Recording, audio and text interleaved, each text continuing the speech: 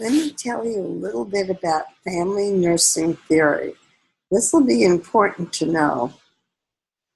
Welcome, first of all, from all your faculty at Family Nursing Theory. What I'm going to talk about is the syllabus, the assignments, and the importance of AP and plagiarism if you're going to pass this course. So let me give you an overview of the course syllabi. I'm going to see now if this could actually let me see if I can share this screen. For some reason, I always have a hard time with course. Let's see if this comes up. Okay, great. So your syllabi, whether you read it or not, you're responsible for following it. And so let's move on. Expectations, you can read yourself. I'm going to talk a little bit. Your text you should have by now, blah, blah, blah. And what I wanted to talk about is plagiarism. Plagiarism is if you submit a paper that you've not written on your own, if you don't paraphrase enough so that more than 5 words come up in a row from the article.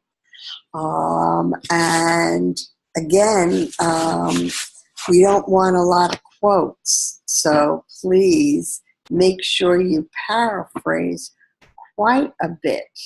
I'm going to go into the assignments in a little bit.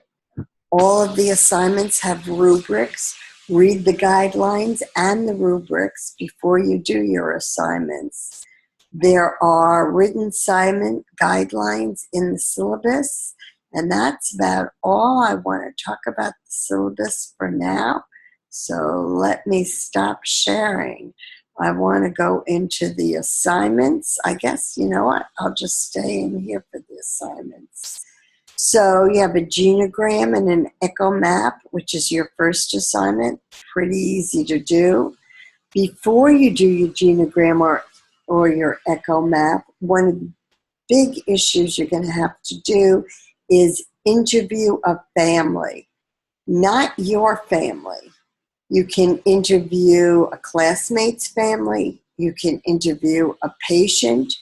You can interview somebody in your neighborhood, but not your own family. Then you do a genogram and an echo map on them. And then you do a family assessment paper. Make sure you're following APA to the T, or you will get lots of points off. Make sure you proof it. In your syllabi and on Blackboard are all kinds of guidelines. Make sure you read them before you start the paper. And then your second paper is an intervention paper.